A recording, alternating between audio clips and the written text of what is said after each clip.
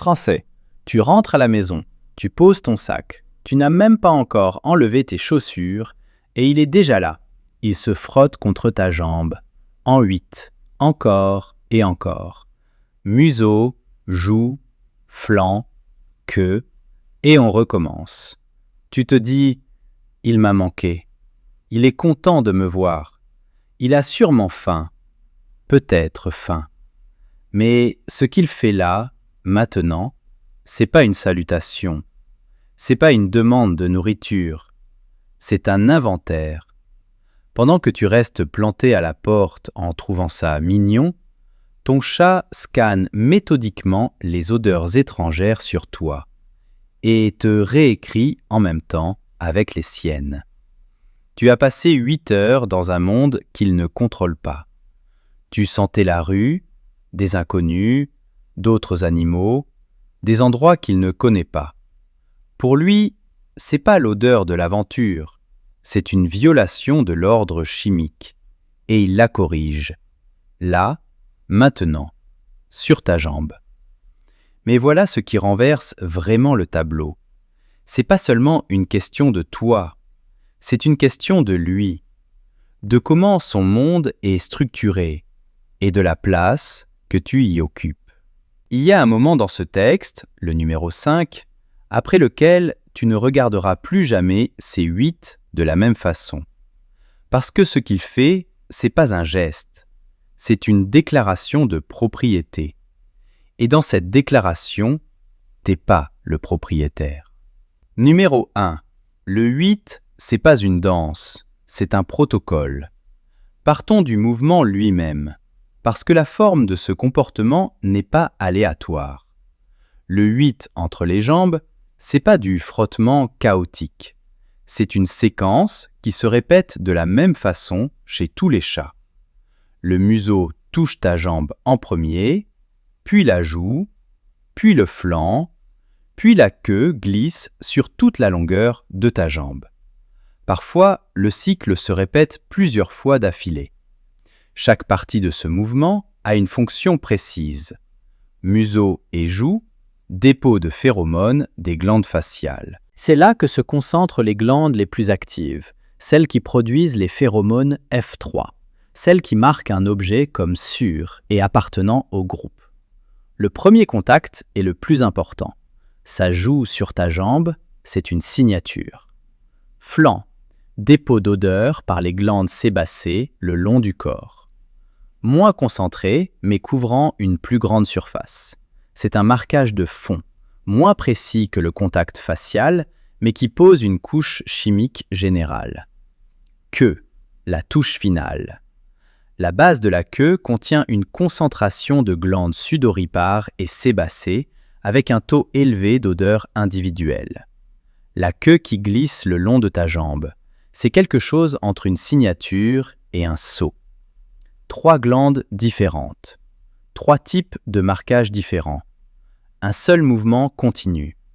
C'est pas de la tendresse au sens humain, c'est une procédure. Numéro 2. Pourquoi les jambes, pas les mains, pas le visage? Voilà une question que les gens posent rarement et qui a une réponse très précise. Les chats se frottent aux jambes, pas aux mains ni au visage. C'est pas un hasard anatomique, c'est un choix. Première raison, la hauteur. Les jambes, c'est la partie de toi qui se trouve au niveau du chat. Debout, tes jambes sont la seule partie de toi avec laquelle il peut interagir sans effort de ta part. Les mains, il faut les baisser. Le visage, il faut se pencher. Les jambes sont toujours accessibles, que tu fasses attention à lui ou pas. Deuxième raison, l'odeur. Les jambes sont la zone de concentration maximale des odeurs étrangères. Chaussures, sol, rue, maison inconnue, tout se dépose en bas. Un chat qui veut faire un audit chimique de tes déplacements commence exactement là. Se frotter aux jambes, c'est à la fois lire les données entrantes et les réécrire par-dessus. Troisième raison, la stabilité. Une jambe, c'est une surface verticale solide contre laquelle on peut se frotter avec pression. Pour un transfert de phéromones efficace, il faut un vrai contact appuyé. Un simple effleurement ne suffit pas. Les jambes sont physiquement idéales. Et il y a une quatrième raison dont on parle rarement. Les jambes, c'est la zone que le chat marque pas pour toi. Tu ne sens pas son odeur sur ta jambe. Le marquage s'adresse aux autres, à n'importe quelle créature qui se retrouvera près de toi après. Il te désigne comme le sien, pas pour ton information, pour celle de tout le monde. Numéro 3, ce qu'il ressent à ce moment-là, à l'intérieur. Voilà le mécanisme qui change complètement la perception de ce comportement. Quand ton chat se frotte contre toi, il dépose pas seulement un marquage, il recueille simultanément des informations. L'odorat d'un chat est des dizaines de fois plus puissant que celui d'un humain. L'organe de Jacobson, un organe olfactif supplémentaire situé dans le palais, lui permet d'analyser la composition chimique des odeurs avec une précision hors de portée des humains. Quand son museau touche ta jambe, il lit tout.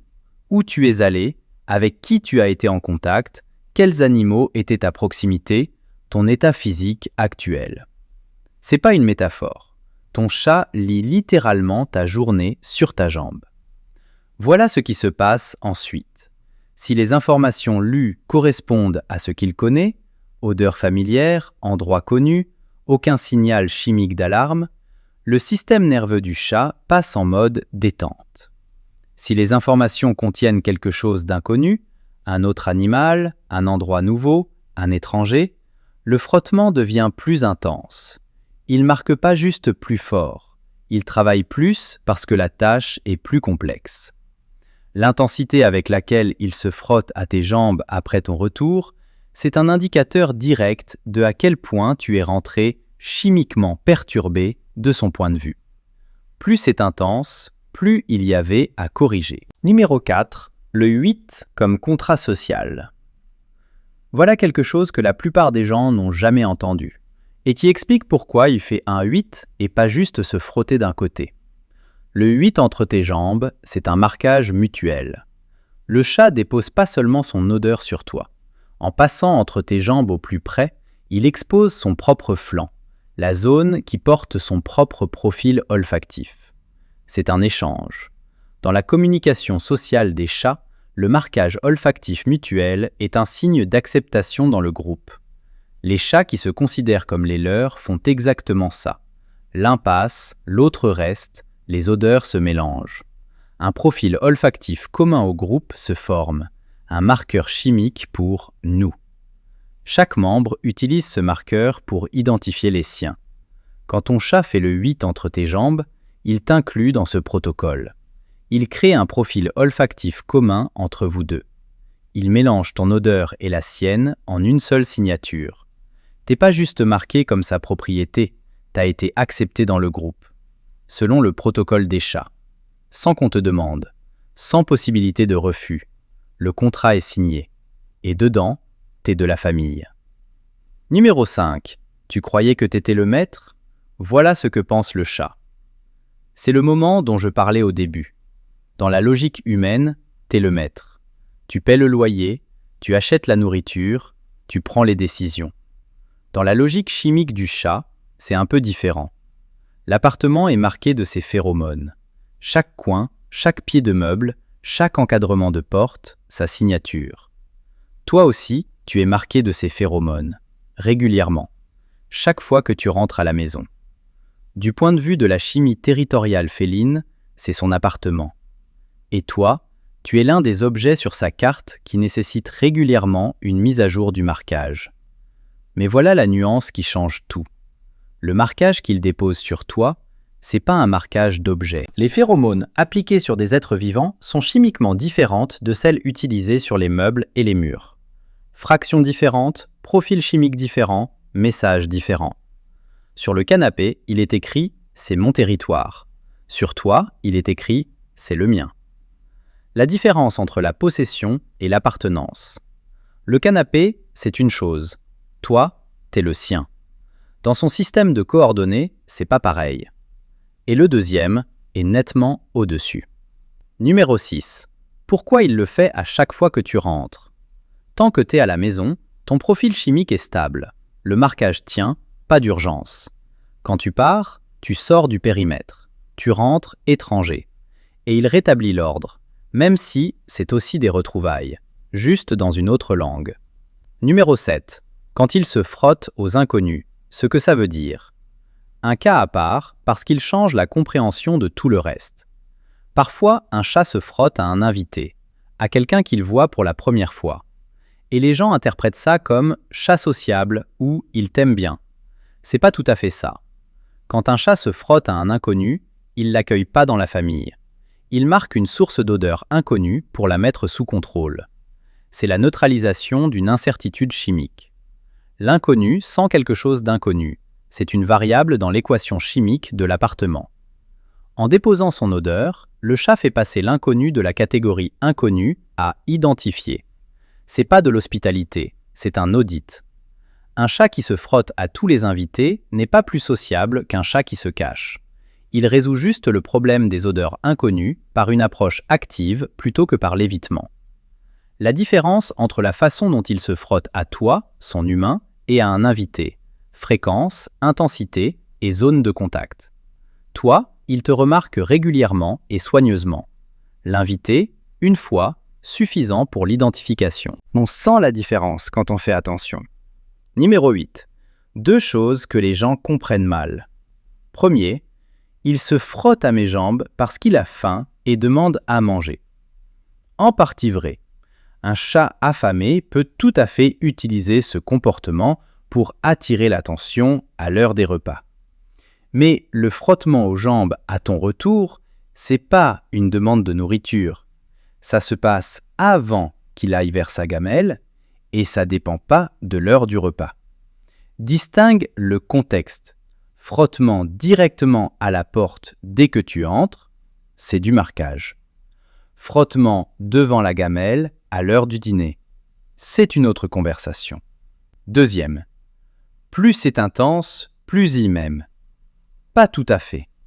L'intensité est liée au degré de déviation chimique, pas à la profondeur de l'attachement.